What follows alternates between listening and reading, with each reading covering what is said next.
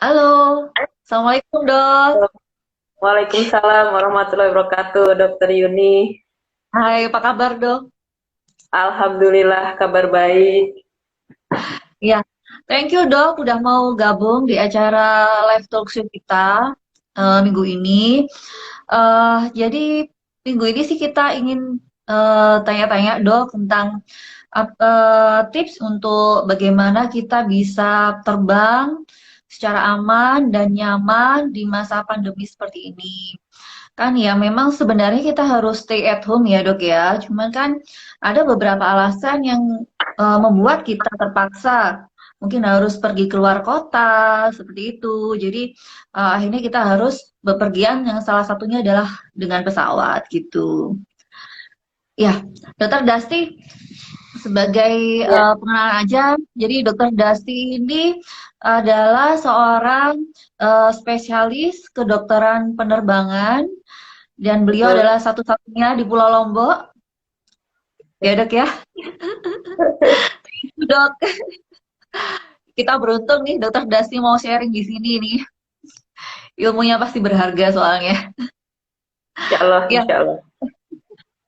ya, dokter Dasti mungkin untuk perkenalan, moga mungkin bisa overview secara singkat tentang apa sih sebenarnya itu tentang spesialis kedokteran penerbangan dok, karena awam masih banyak yang belum tahu tentang spesialisasi ini dan sebenarnya kapan gitu seorang pasien memerlukan konsultasi ke spesialis kedokteran penerbangan itu dok.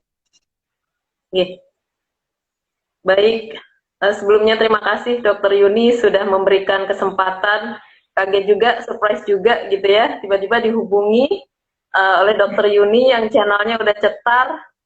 Tapi Ai, insya Allah mudah-mudahan obrolan kita sore hari ini bermanfaat gitu Dokter Yuni. Ya, Eh, amin. menjawab pertanyaan dari Dokter Yuni, yang pertama adalah apa itu spesialis kedokteran penerbangan. Jadi spesialis kedokteran penerbangan adalah cabang ilmu kedokteran yang mempelajari tentang aerofisiologi, kemudian aerodinamika, kemudian juga kalau kita dokter belajar anatomi tubuh gitu dok, tapi kami di kedokteran penerbangan wajib tahu bukan hanya anatomi anatomi tubuh manusia, tapi juga uh, sangat juga kami mempelajari hal itu. Kemudian juga kondisi-kondisi misalnya kondisi medis khusus yang uh, memerlukan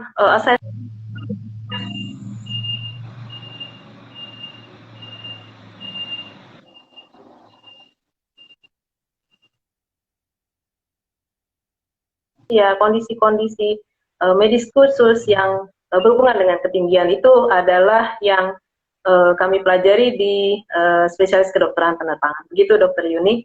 Nah, kemudian untuk kapan seorang pasien harus mendatangi, ketika pasien tersebut memerlukan transfer misalnya atau penanganan yang lebih baik rujukan dari DPJP begitu, kemudian kami akan mengakses lebih lanjut bagaimana kondisi pasien tersebut, bagaimana kondisi penyakit yang diderita, yang sedang dialami pasien tersebut kami kaitkan dengan ketinggian.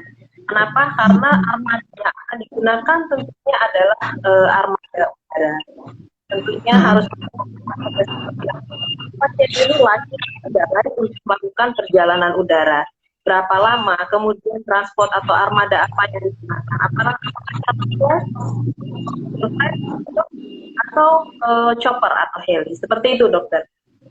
Hmm, iya dok. Eh Yes. Terus dok, bagaimana sih sebenarnya pandangan dari sisi kedokteran, dari sisi kesehatan tentang pelaku perjalanan di masa new normal ini dok? Maksudnya eh kan terpaksa kita Sorry, dok. kadang-kadang kita harus pergi dengan pesawat. Nah itu sebenarnya gimana dok? Dari sisi kesehatan mendukung atau tidak gitu dok? Mohon maaf, dokter Yuni bisa diulang karena agak keputus tadi. Oh ya, maaf dok. Ya, maksudnya begini dok. Nah, kadang-kadang kan seseorang harus terpaksa untuk bepergian dengan pesawat, dengan Ya. jarak jauh. Nah, kalau seperti itu sebenarnya gimana dok? Pandangan dari sisi kedokteran itu seperti apa dok? Menyikapi para pelaku perjalanan seperti ini itu? Baik, mungkin saya jawabnya dari sisi kedokteran penerbangan, nggih, Dokter Yuni, Iya. bahwa tentunya dalam kondisi pandemi seperti ini, ya kalau nggak perlu pergi nggak usah pergi lah ya, gitu kan. Tetapi jika ternyata terpaksa sekali harus melakukan perjalanan, tentunya uh, kita mulai mencoba beradaptasi di yang orang bilang new normal itu beradaptasi di era baru gitu, Dokter Yuni. Tentunya ada beberapa persyaratan yang diberikan oleh regulator. Ada ketika kita harus uh, melakukan perjalanan, ada mungkin rapid testnya, tentunya tergantung daerah tujuan kita di mana. Apakah harus rapid, apakah harus PCR test ataukah cukup rapid. Kemudian harus ada juga electronic health alert card yang harus diisi, yang harus dilengkapi ketika kita berada di bandara tujuan nantinya. Kemudian memvalidasi juga dari hasil rapid test yang kita dapat ke bandara keberangkatan. Jadi memang ada beberapa rules begitu yang harus kita jalani sebelum kita melakukan perjalanan di era, tentunya di era pandemi seperti ini. Kenapa? Karena tujuannya adalah safety passenger tentunya. Seperti itu. Ya, ya. Terus kemudian rapid test atau swab itu apakah wajib, Dok? Dan apakah sebenarnya itu efektif gitu dilakukan? Gimana, Dok? Ya, kalau melihat angka atau apa ya, tingkat COVID ini masih sedahsyat itu ya, mungkin masih perlu dilakukan. Tentunya dari regulator terus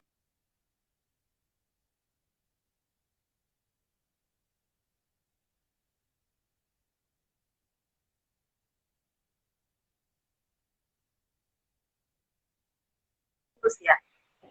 Iya, coba diulangi, Dok, mungkin bisa diulangi. Baik, baik.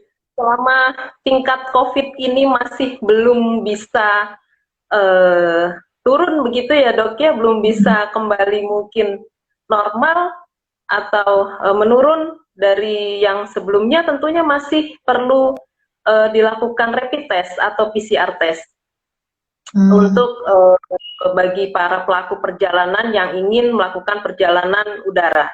Tentunya seperti itu. Tergantung dari bagaimana nih tingkat COVID di negara kita nih. Apakah sudah menurun ataukah malah makin naik gitu. Iya, ini kan kalau sekarang trennya masih naik ya, Dok ya. Bahkan kita belum bisa melihat puncaknya untuk saat ini. Ya, betul sekali, ya. Dok. Nah, terus apa yang bisa kita sarankan untuk penumpang, Dok? Nah, untuk kan pasti ada rasa was-was untuk naik pesawat, gitu, khawatir tentang kondisi kesehatannya. Nah, apa sebenarnya yang kita harus edukasi untuk para penumpang ini, Dok? Baik. Untuk para penumpang tentunya pastikan bahwa diri Anda sehat begitu ya, tentunya sehat fisik mental. Kemudian dibuktikan tentunya jika diperlukan ya surat keterangan sehat begitu dari dokter. Kemudian jangan lupa kita ke daerah tujuan mana bisa ditanyakan mungkin ke maskapai. Maskapai bisa memberikan jawaban kita mau kemana, keperluannya persyaratannya rapid atau swab seperti itu. Kemudian juga jangan lupa siapkan masker ya kalau perlu yang triple gitu. Kemudian siapkan face shield jika perlu. Kemudian cairan desinfektan dan perlengkapannya jika perlu ya APD level 1 gitu ya, alat pelindung diri level 1, karena begini Dokter Yuni, kita tidak mungkin memberikan tidak bisa ada physical distancing ya di cabin pesawat begitu ya rasanya.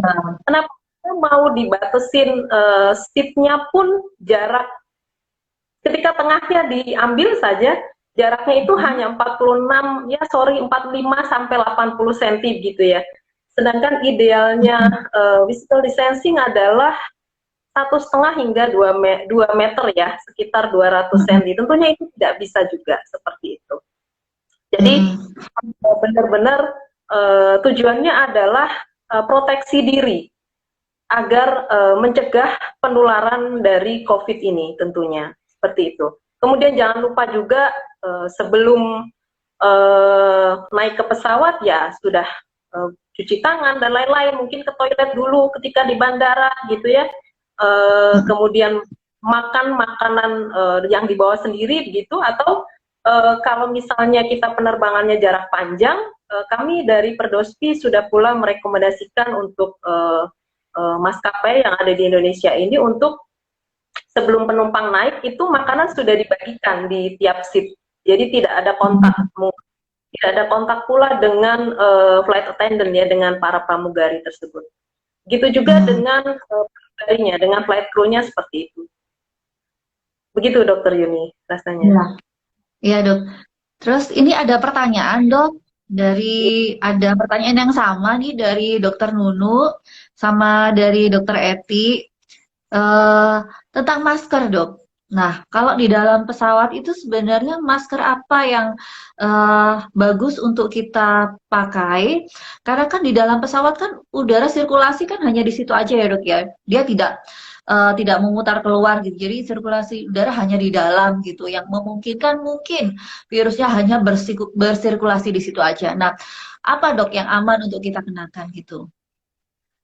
Yeah. Baik, masker yang aman perlu diketahui dulu sebenarnya kondisi kabin pesawat sama sterilnya dengan ruangan kita di rumah sakit begitu, Dokter Yuni, yang sudah disteril ya, yang sudah disteril.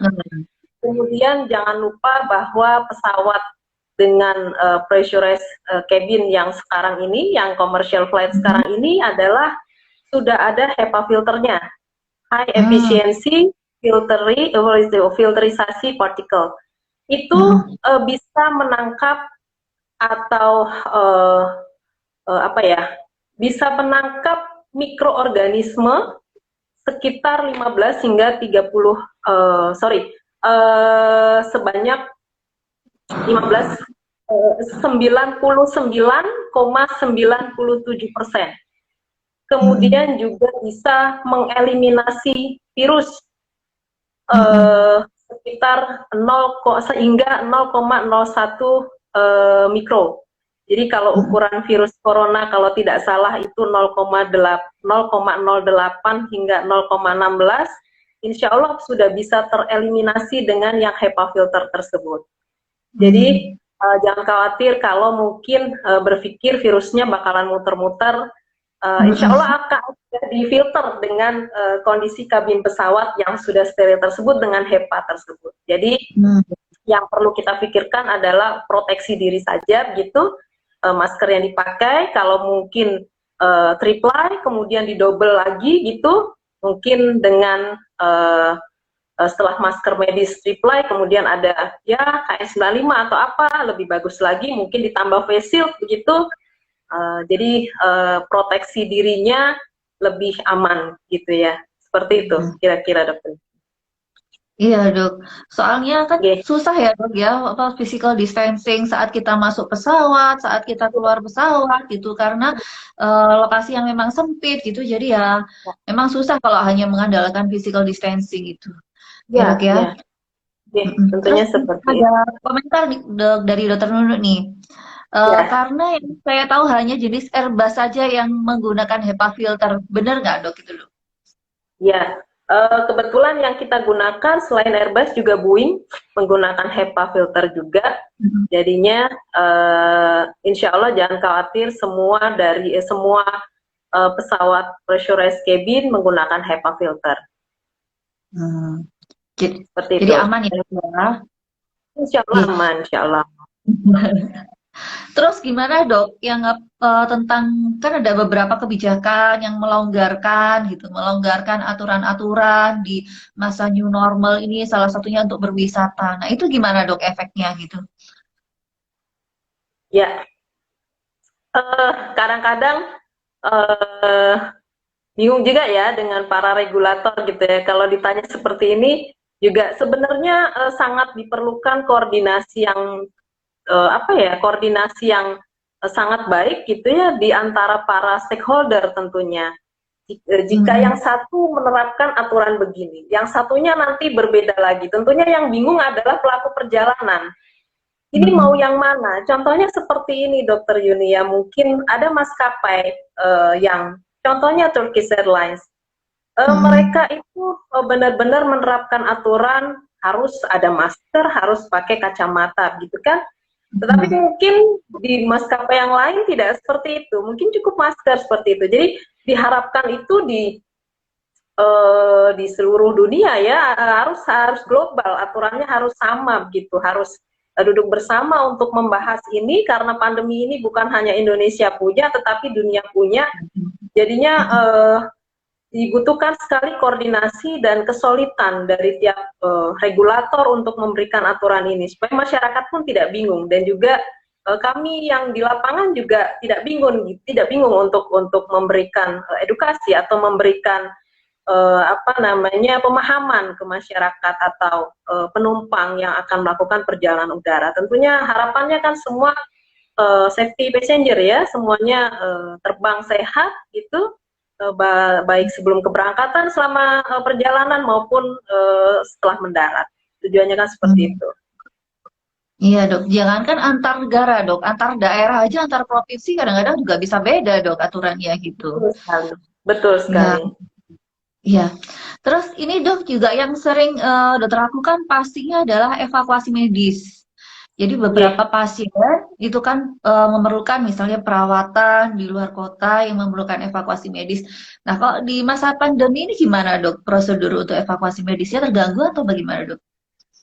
Baik, terima kasih Dokter Yuni.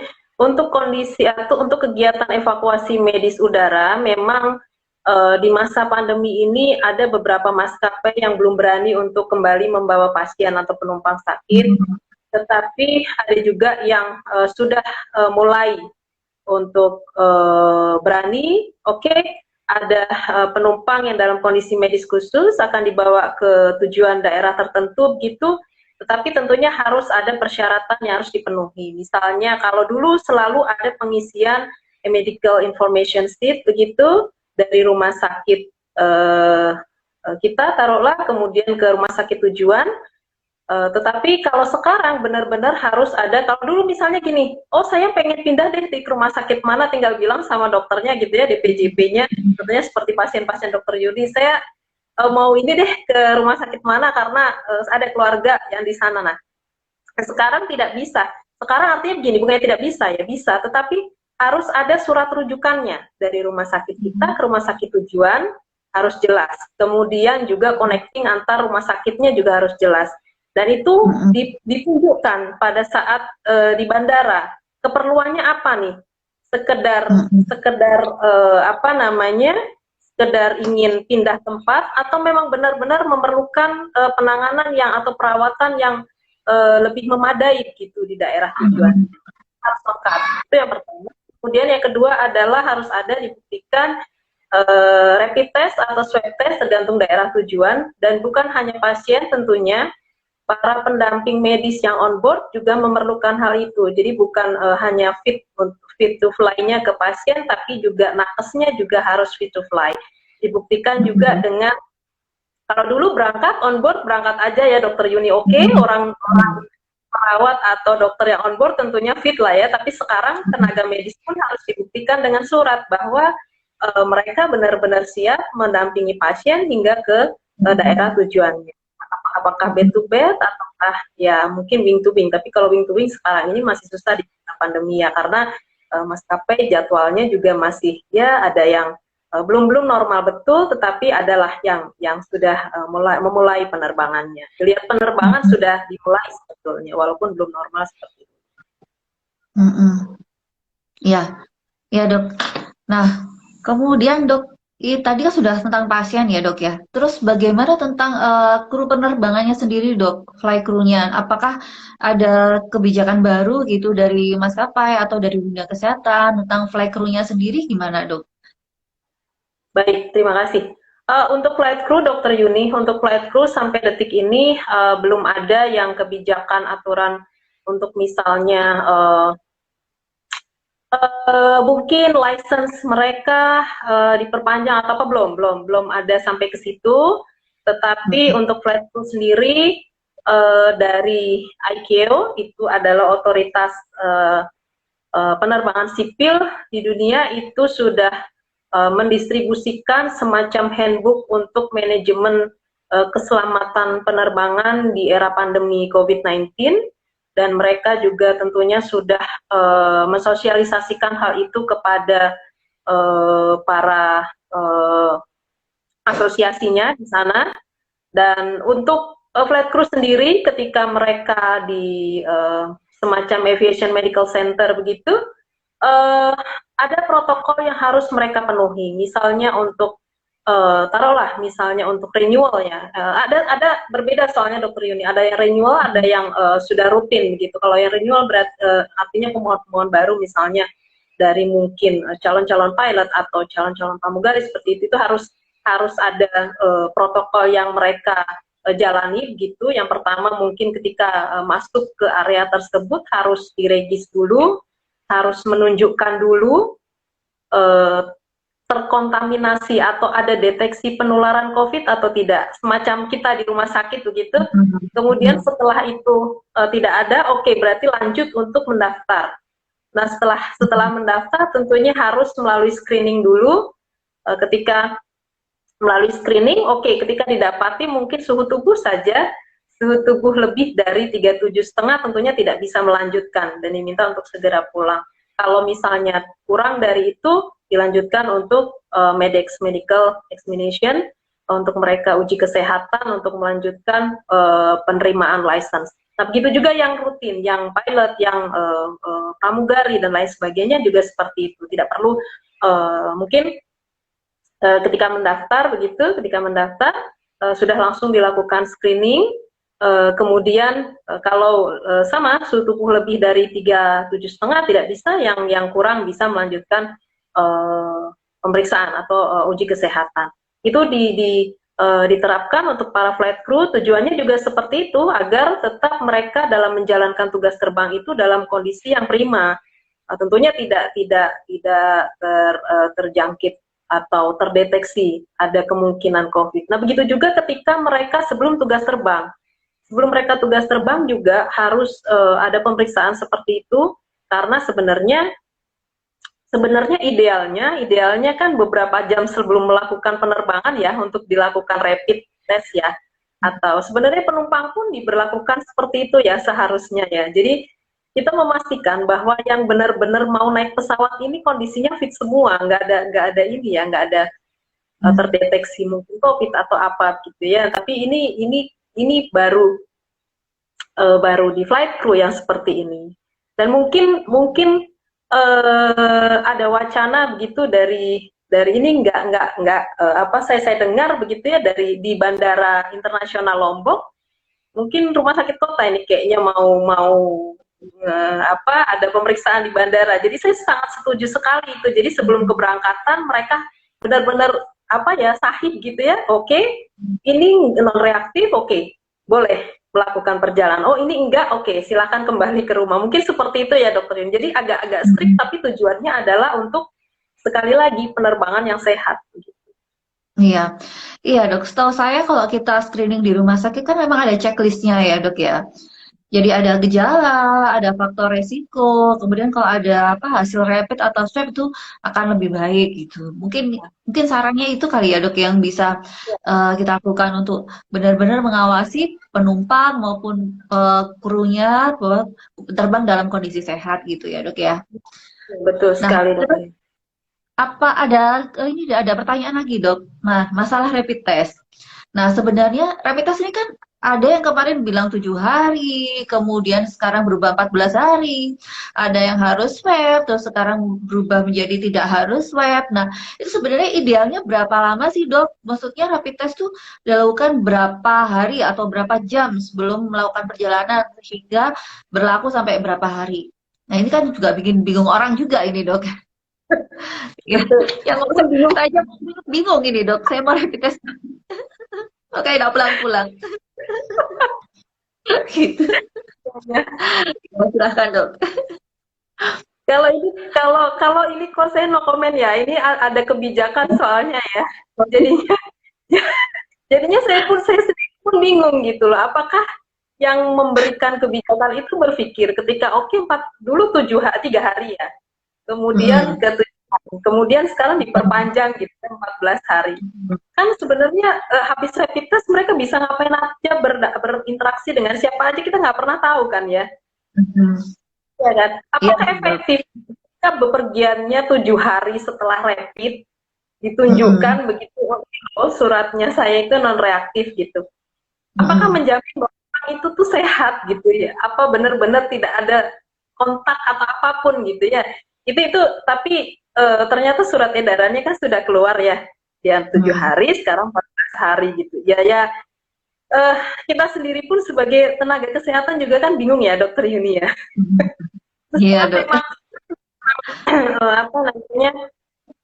eh oh ini ada komen juga nih dari Dokter Nunu ternyata. Sama Betul. kayaknya, sama bingungnya dulu ini. Sama, saya juga kalau ditanya, ya sudah, akhirnya ikuti aturan yang sudah ditetapkan, ada surat edarannya, ya sudah, itu yang disosialisasikan menjadi 14 hari. Ya sudah, artinya itu yang sekarang kita pegang, Dokter Yuni. Iya, benar dong. Iya, memang tidak ada Iya, kepastian 100% dengan rapid test iya, negatif, kita sehat itu sebenarnya juga tidak ada kepastian, Dok, gitu. iya, Nggak betul, bisa betul. gitu 100% jadi Iya, pegangan kita sebenarnya juga tidak bisa. Makanya perlu checklist, memang benar betul. checklist kesehatan, screening yang lebih ketat gitu. Tidak hanya melihat hasil lab saja, tapi juga melihat klinis, kemudian riwayat kontak dan sebagainya itu juga penting, Dok, memang Penting. dalam screening. Iya, betul sekali. Iya. Kemudian Dok ini, masa pandemi ini pasti berdampak pada semua hal gitu ya, baik itu kesehatan maupun segi ekonomi maupun segi transportasi. Nah, kalau menurut dokter gimana dari segi penerbangan di masa pandemi di Indonesia ini seperti apa, Dok gitu? Baik, pandemi ini meluluh lantakkan segala uh, kehidupan ya, Dokter Yuni ya. Tidak hanya di Indonesia, juga di dunia. Nah, kalau di Indonesia sendiri tentunya uh, beberapa maskapai tentunya juga tidak bisa beroperasi ya pada saat pandemi ya. Sekarang Mm-mm. inilah mulai ada lagi geliat uh, uh, apa namanya di dunia penerbangan ini. Jadi Mm-mm. tentunya kita tidak bisa memaksakan seperti sebelum pandemi. Kita rindu ya suasana, kadang-kadang betapa crowdednya di bandara, bagaimana kita efektivitas waktunya itu kadang 1 jam, kadang last minute baru berlarian gitu untuk check-in. Sekarang nggak bisa lagi yang seperti itu gitu ya. Mm-mm. Kita harus menyiapkan waktu beberapa jam sebelumnya untuk melakukan atau menunjukkan persyaratan yang harus kita berikan di bandara, kemudian ada juga screening kesehatan juga seperti itu, dan juga tentunya sebelum masuk pesawat juga ada protokol-protokol yang harus dijalani. Tentunya kalau dibilang apa namanya kembali seperti dulu rasanya kok tidak lagi ya. Mungkin dengan hal itu masyarakat akan lebih sadar gitu ya bagaimana menjaga atau memproteksi diri sendiri. Mungkin ya seperti itu setelah masa pandemi itu. Setelah masa pandemi uh, ini ya, terutama di negara kita ya, di Indonesia seperti itu. Tentunya ya sekali lagi para regulator mungkin harapan kita semuanya, Dokter Yuni, harapan kita semua tentunya juga terutama kita orang kesehatan juga bisa memberikan edukasi yang apa ya, yang enggak tadi benar seperti ucapan Dokter Nurul, ada ambigu seperti itu. Jadi kita pun apa mantap gitu loh ya kalau mau memberikan edukasi ke pasien ataupun pelaku perjalanan. Rasanya seperti itu. Jadi efektivitas waktu yang dulu kita punya tidak bisa lagi. Kita harus jauh jam sebelumnya sampai di bandara untuk melakukan memenuhi persyaratan itu. Gitu rasanya, Dokter. Iya. Terus kemudian ini ada pertanyaan lagi, Dok, tentang wanita hamil, Dok. Nah, wanita hamil ini amankah untuk bepergian, Dok, dengan pesawat? Kemudian apa syarat-syaratnya kalau pasien hamil ini ingin naik pesawat itu, Dok? Oke. Kalau untuk wanita hamil dari segi penerbangannya kita perlu ketahui bahwa kondisi hamil sedang artinya apa ya? Sedang ada benda asing gitu ya di tubuhnya ya. Kita ketahui pula bahwa kondisi di ketinggian berbeda dengan kondisi di darat. Di sana ada yang pertama adalah pengaruh atmosfer, kemudian ada vibrasi, juga ada tekanan parsial oksigen yang menurun tentunya gitu. Setiap kita naik 1000 feet itu menurun 2 derajat Celcius gitu. Kemudian juga kita tidak pernah tahu mungkin di ketinggian ada turbulensi dan lain sebagainya gitu ya.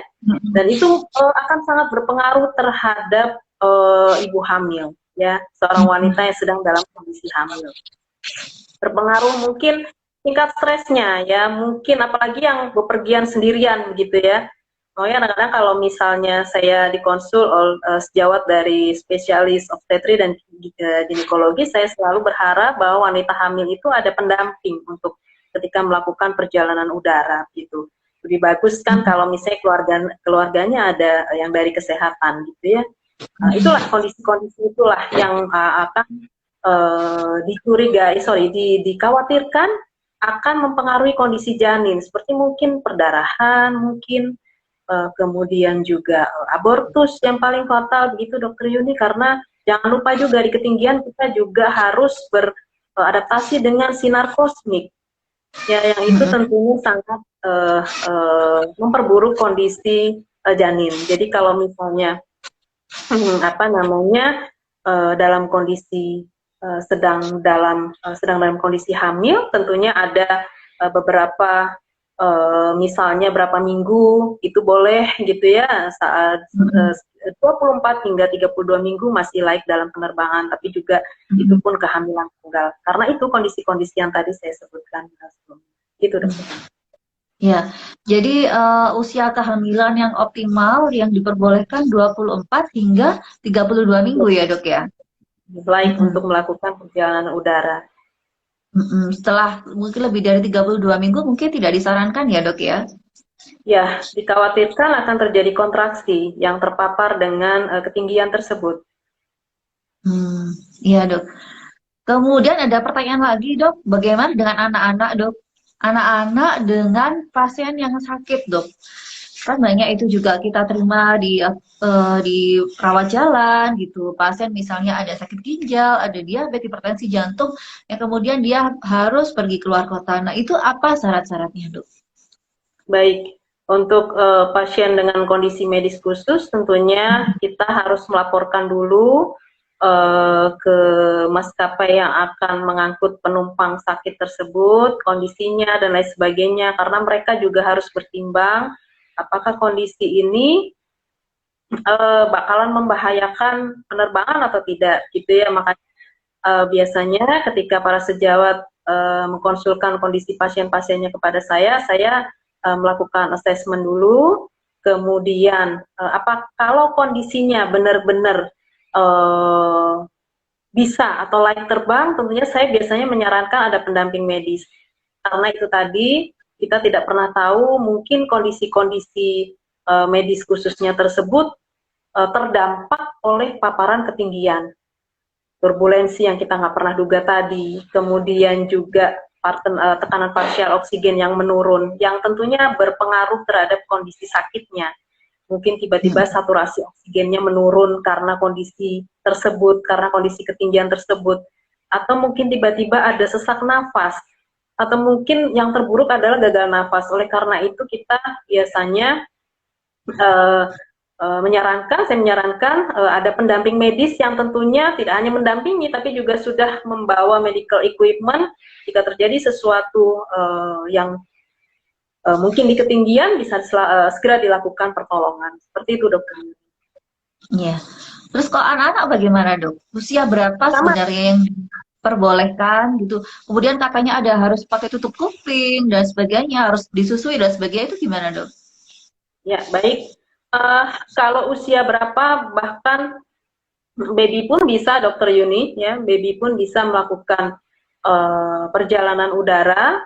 Tentunya ya idealnya 2 minggu ya, 2 minggu usia baby. tentunya bisa melakukan perjalanan udara, tetapi juga yang sehat ya, yang fit begitu, artinya tidak ada cacat kongenital atau kelainan apapun begitu ya, tidak mungkin tidak BBLR juga gitu ya, tidak prematur kelahirannya, itu artinya aterem begitu pada saat kehamilan, kemudian juga di atas mungkin karena investasi terbuka bisa ditinggian itu lebih bagus daripada ketika tertutup, karena dikhawatirkan itu kan nyeri ya, nyeri di telinganya. Jadi ada gerakan mungkin menghisap itu begitu, kemudian apa namanya diberikan earplug itu jika memungkinkan, jika tidur tentunya kan tidak bisa mengunyah atau menghisap ya, diberikan earplug begitu biasanya kan disediakan oleh para pramugari. Tapi di masa pandemi ini rasanya apa namanya, kalau bisa tidak membawa anak-anak terbang itu lebih bagus. Ya dok, karena anak-anak kan juga tidak bisa memakai masker dok, bayi-bayi kan, kurang dari 2 tahun tidak bisa. Ya, dok, ini karena waktu dok, kita sudah 30 menit lebih ternyata dok, nggak berasa ya. Karena seru banget, ini juga masih banyak yang bertahan ini dok, audiensnya. Nah, ini dok untuk yang terakhir, mungkin sekaligus juga closing statement dari dokter. Nah, apa saja tips-tips gitu untuk masyarakat yang memilih terbang untuk masa pandemi ini supaya tetap sehat dan juga tetap nyaman untuk bepergian di masa pandemi COVID ini. Silahkan dok. Baik, terima kasih dokter Yuni. Tips kami dari saya ya, dari Perdospi juga, bahwa selalu siapkan perlengkapan diri atau alat pelindung diri yang simpel saja, mungkin masker, tripline, kemudian juga face shield, kemudian juga selalu bawa hand sanitizer, kemudian ada tisu atau cairan desinfektan begitu yang selalu ada di tas, kemudian juga biasakan selalu cuci tangan dan hindari kontak atau terapkan selalu sosial atau physical distancing. Mungkin seperti itu dok. Ya, ya. Makasih banyak dok waktunya. Sama-sama dokter Yuni. Makasih sudah bersedia sharing ilmunya di sini. Dan semoga apa yang menjadi diskusi kita sore ini bermanfaat untuk masyarakat semua. Dan saya sebagai host mengucapkan terima kasih atas ketersediaan Dr. Dasti sebagai narasumber dan juga pemirsa sekalian. Kita jumpa lagi di topik-topik berikutnya minggu depan. Terima kasih. Terima kasih. Assalamualaikum. Waalaikumsalam.